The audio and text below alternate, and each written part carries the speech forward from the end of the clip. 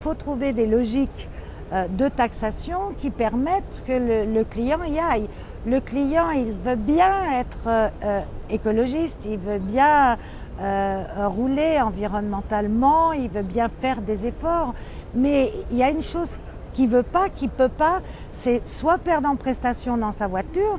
Il veut pas que cette Mégane-là éthanol, elle a les mêmes prestations qu'une autre Mégane, voire elle peut faire un peu moins de bruit quand elle est à 85%. Mais pour le client, c'est pas acceptable d'avoir moins et c'est pas acceptable si économiquement il ne s'y retrouve pas. C'est simplement la volonté d'utiliser un carburant alternatif, tout simplement.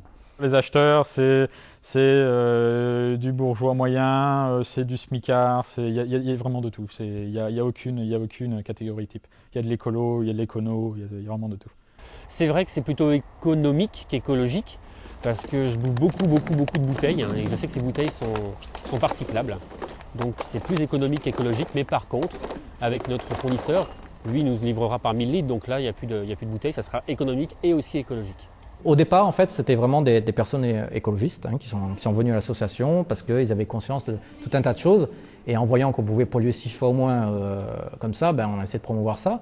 Après, c'est vrai qu'il y a des personnes qui sont venues aussi parce qu'ils avaient un souci d'économie. Et donc, on essaie de réfléchir ensemble, puisqu'on essaie de développer des partenariats avec d'autres associations qui sont dans l'environnement, etc. Donc, c'est un souci global et on essaie d'entraîner tout le monde dans cette prise de conscience. Maintenant, il y a également un effort à faire au niveau comportemental, c'est-à-dire à essayer de modifier notre façon de nous comporter, de nos déplacements. Sont-ils toujours utiles? Voilà. On est à la limite d'un basculement climatique, donc il faut prendre des décisions, mais pas des décisions dans 20 ans, dans 30 ans, pas des hypothèses.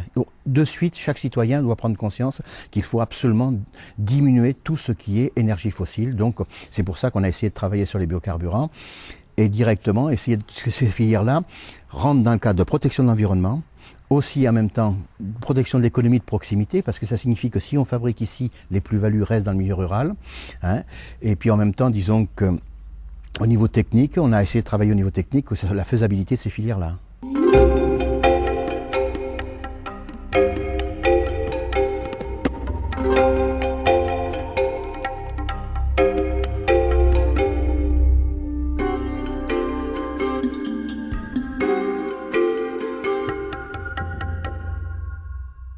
Aujourd'hui, plus de 50% du pétrole dans le monde sert à faire des carburants pour le transport. Et inversement, le transport dans le monde aujourd'hui dépend à plus de 97% du pétrole et des produits pétroliers. Donc c'est essentiellement résoudre ce problème. Donc il faut trouver des alternatives au pétrole dans le domaine transport. Les réserves pétrolières nous laissent apparaître un potentiel d'au moins 40 ans dans la situation présente. En vérité, si on intègre les ressources pétrolières non encore identifiées et si on intègre aussi les techniques de récupération qui vont être de plus en plus sophistiquées, on a un potentiel de disponibilité de pétrole jusque vers la fin du siècle pratiquement. Le niveau de prix que l'on voit aujourd'hui, eh bien, en fait, n'est pas le reflet d'une réelle pénurie des ressources, mais plutôt le reflet d'un problème d'investissement au niveau de la production, au niveau de l'appareil de raffinage, c'est-à-dire au niveau de la transformation du pétrole en produits pétroliers. Quand on prend en compte toutes les conséquences économiques de la pollution qu'elle génère, qui sont pris en compte nulle part, le baril du pétrole est trop peu cher encore. Le prix du baril a très fortement baissé dans les années 80. Donc les autres solutions, qui étaient déjà coûteuses, même avec un prix du baril élevé, devenaient de moins en moins intéressantes. Pour produire 1 litre de gasoil, il faut quasiment dépenser 1 autre litre de gasoil en quantité d'énergie. Alors que pour l'huile végétale pure, on passe d'un rendement de 5. Donc pour produire 5 litres d'huile, on dépense l'énergie d'1 litre. Et pour l'huile recyclée, c'est encore plus, puisque c'est un déchet, on n'a pas produit cette huile. On a attendu qu'elle ait été consommée. Total est en train de faire construire plein d'usines de diester et que économiquement et environnementalement, c'est pas du tout concurrentiel et que si on avait une guerre économique ouverte entre l'huile végétale pure et le diester, le diester n'aurait aucune chance. On devrait continuer à avoir des niveaux de prix élevés. Et on n'est pas à l'abri d'une augmentation encore plus forte du prix du baril. Les pétroliers, je pense, sont déjà depuis un certain nombre d'années sensibilisés effectivement à la problématique des ressources pétrolières. Donc ils s'adaptent en fait aux besoins des utilisateurs, de même que les constructeurs automobiles du reste. Ils ont déjà pris le pli depuis un certain nombre d'années. Et c'est comme si c'est une évolution quasi inéluctable qui est en particulier qui est poussée aussi pour des raisons politiques au niveau français mais également européen en particulier. On ne sent pas d'obstacle, on ne sent pas de réticence. Bon, il y a toujours inévitablement un certain nombre de choses à mettre au point avec les industriels, mais cela dit, il n'y a pas de réticence majeure à l'utilisation effectivement de ces produits. Le biodiesel, c'est comme le bioéthanol, mais c'est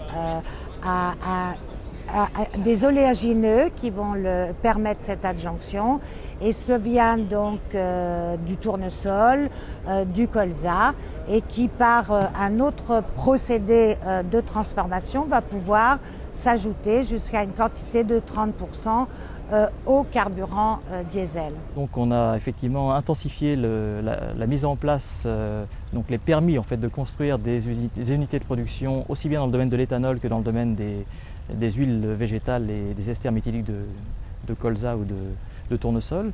Donc c'est en train de monter en puissance en fait, à tel point c'est que le volume de production d'huile végétale par exemple est passé, est augmenté de 30% en l'espace d'un an, entre 2005 et 2006.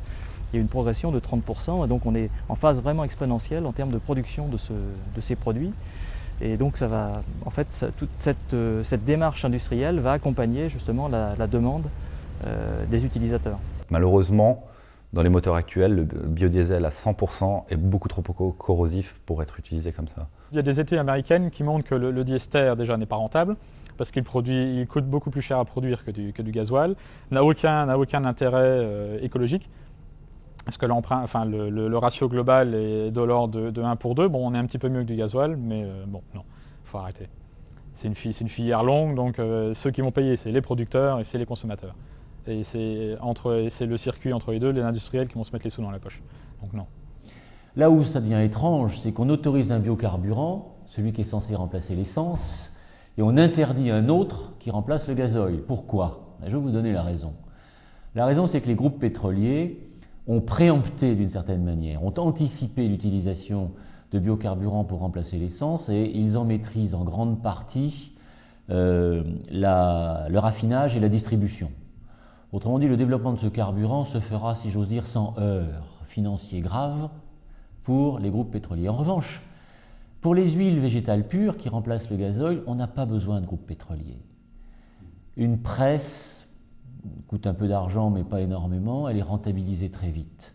L'huile végétale pure peut avoir une production locale, je dirais presque cellulaire, n'est-ce pas? Un groupe comme le groupe Total ne peut pas contrôler cette production. Donc ça ne les intéresse pas. Et comme ça ne les intéresse pas, ils veulent l'empêcher.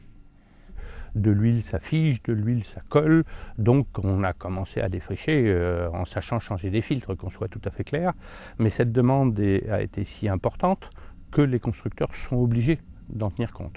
Et ça c'est quand même assez rigolo, quoi. Nous avons des diesels qui peuvent fonctionner avec 30% donc de biodiesel, c'est ce qu'on appelle le B30, et nous offrons notre premier véhicule utilitaire à la vente au catalogue dès maintenant, et nous allons développer sur 100% de nos moteurs diesel. Et puis la voiture que vous voyez ici, donc le bioéthanol qui lui va se mélanger avec l'essence, que nous offrons déjà au Brésil avec 100% et que nous allons offrir en Europe à partir du printemps prochain pour E85, soit 85% d'éthanol dans le carburant. Je sais que Audi, par exemple, travaille sur un moteur pour fonctionner à l'huile végétale. Quelque part, le fait qu'ils ont décidé de passer au moteur diesel sur les 24 heures du Mans montre qu'ils investissent aussi dans ce type de moteur. Donc forcément sur les carburants, tous les carburants possibles pour ce type de moteur.